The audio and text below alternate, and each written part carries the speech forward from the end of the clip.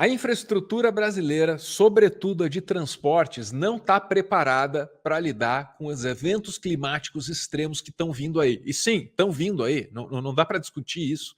Ou a gente revê essas estruturas, estou falando de estrada, de ponte, de túnel, de viaduto, ou a gente revê essas estruturas, reforça, replaneja para conseguir aguentar o que vem, ou a gente espera desabar e depois reza para construir tudo de novo.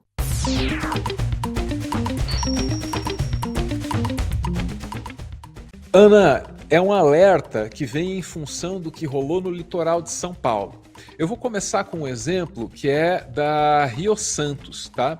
Eu já coloquei essas imagens aqui antes, foram feitas no domingo, dia 19, e é impressionante, porque ali, ó, até aí você sabe que você está vendo uma estrada, né? É claramente uma estrada, tem asfalto. Só que na medida em que esse helicóptero vai avançando, é um helicóptero, dá para ver no reflexo, não é um drone, tá? A estrada some. Some. É como se não houvesse qualquer sinal de que aí antes passava um carro, passava um caminhão, né? Tudo que a gente tem é lama, né? Cobrindo o que antes era essa estrada. Às vezes um veio marrom ali sinaliza um caminho, mas não muito mais do que isso. Tanto que é surpreendente quando esse trecho de bloqueio, porque esse trecho enorme de bloqueio é só um dos trechos bloqueados, é impressionante, olha lá, quando a estrada aparece de volta. É impressionante quando a estrada aparece de volta. Agora pense você que esse é um dos pontos de bloqueio da Rio Santos. Na real, a gente não sabe que parte da estrada foi perdida. Não é bloqueada, é perdida. Tem que refazer lá e tal. Sacou? E quem diz isso não sou eu, é o governador eleito de São Paulo. É claro que ele é político, né, cara? Ele não chega aqui e dá uma notícia assim na cara. Pega mal. Então ele demora, ele leva tipo 1 minuto para conseguir engrenar e te dar uma notícia. Quer ver? Do início desse evento, o governo do estado decretou situação de calamidade pública para que a gente pudesse fazer imediatamente a primeira liberação de recursos para fazer frente àquelas primeiras despesas. Liberamos no dia de ontem 7 milhões Tudo de óbvio, reais né? Ele vai dando um relatório de tudo que ele fez e tal, depois fala sobre a união dos divergentes, porque o Lula tá ali. Nós temos ali. mais de 600 pessoas envolvidas nessa operação, envolvendo militares do Exército Sabe que ele está Brasileiro, contando vantagem, mas o governo de São Paulo recebeu um alerta antes da central aí do governo federal que monitora desastres e não agiu, né? Equipamentos, são muitas aeronaves, nós temos 8 helicópteros Águia aqui na região, também nós tínhamos aí 2 aeronaves do Exército, estão chegando mais 4 aeronaves de grande capacidade, e foram justamente essas aeronaves que permitiram a gente chegar nos pontos que foram mais afetados, Juqueí, Barra do Saí, e que antes nós não tínhamos acesso.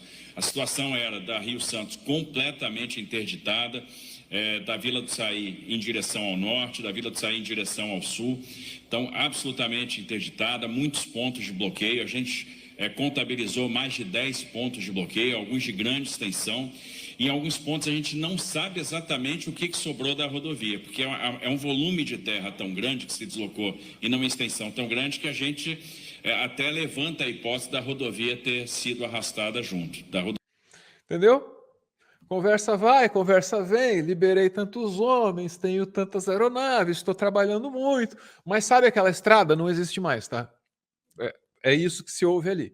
E aí, a gente precisa ouvir os especialistas, a gente precisa ouvir, por exemplo, o presidente do Instituto Brasileiro de Proteção Ambiental, que é o Carlos Bocuí, ele é do PROAM, mencionei aí, deu uma entrevista lá para a TVT. E é esse cara que está dizendo que a gente precisa ou rever ou a nossa infraestrutura de transporte, ou então lidar com as consequências. Sabe por quê?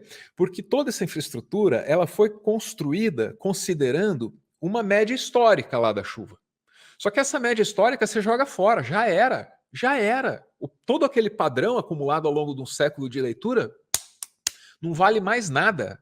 Tá chovendo muito mais. E agora? Agora tem que repensar toda a estrutura. Ouve o cara.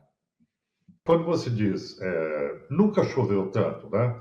Nós tivemos 682 milímetros agora, era 400 milímetros antes. Então, quando se previa, né, a construção de obras, estradas, contenção de encostas, tudo era feito de acordo com uma série histórica de 100 anos.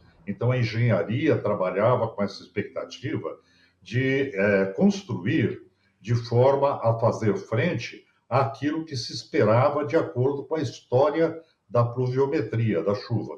Quando nós tivemos essa alteração dramática das mudanças climáticas, onde a série histórica foi rasgada, não é? Você não tem mais a série histórica como referência, o que acaba acontecendo? É necessário uma revisão de tudo que foi construído em áreas de declividade, como, por exemplo, na Serra do Mar, em outros locais também, aos olhos dessa intempestividade. Quer dizer, a margem de segurança deve ser muito maior.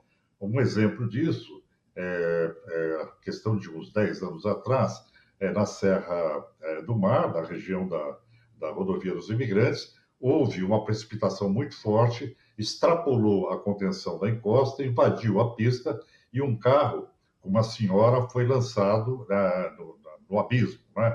Então, não se esperava que essa vazão fosse assim. Esse é um exemplo, né?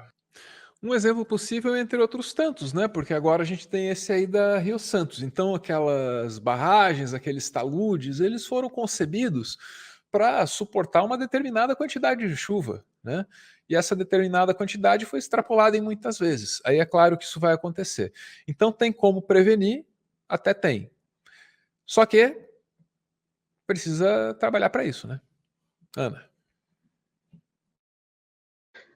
Pois é, a questão é justamente essa, prevenir tem, só que tem que trabalhar para isso. Mas aqui interessa a prevenção. E muita gente tem discutido sobre né, todo começo de ano é assim. Todo começo de ano tem um monte de tragédia natural no Brasil e todo começo de ano as pessoas dizem, mas por que ninguém faz nada? Por que ninguém faz nada?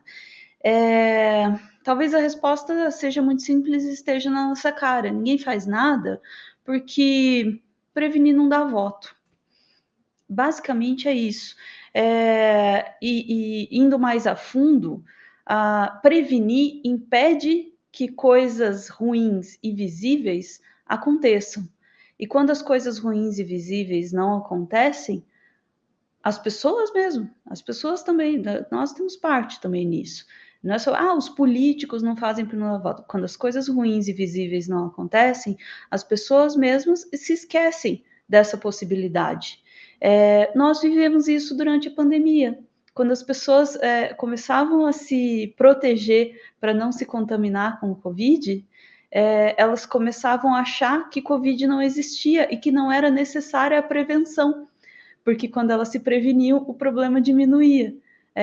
E a gente continua, aliás, a gente já tinha esse comportamento antes, a gente continua tendo esse comportamento agora.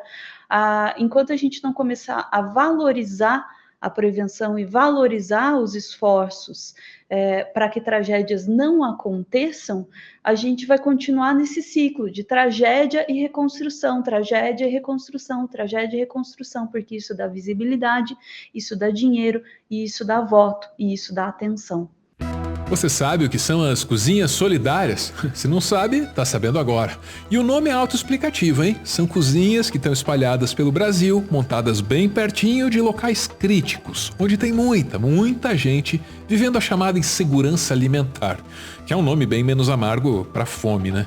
Esse projeto foi implementado justamente no momento mais crítico da pandemia, quando o Brasil lidava com um governo negacionista, capaz de negar tudo, até o inegável. Alguém já viu alguém pedindo um pão na porta ali no caixa da padaria? Você não vê, pô.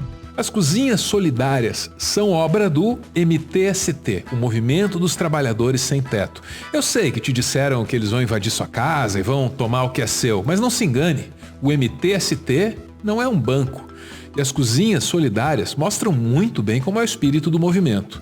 Um movimento formado por gente que se une para se ajudar, por gente que entende que trabalhando em conjunto aumenta as suas chances de sobreviver e de ir além da mera sobrevivência, transformando o mundo ao redor. A gente veio, almoçou, achamos boa comida e se oferecemos para pegar e ajudar, lavar a louça, cortar coisa. Deu para entender como funciona, né? Todo mundo pode ter um papel nessa iniciativa. E você também pode ser um elo nessa corrente de solidariedade. Você também pode fazer parte desse esforço que é urgente e é necessário. Porque fome não tem só a ver com pobreza. Fome não tem só a ver com os rumos da economia. A fome no Brasil é uma escolha política. E a questão é, será que você concorda com essa escolha? Porque está colocada aqui uma chance de mostrar que não. Você não compactua com isso.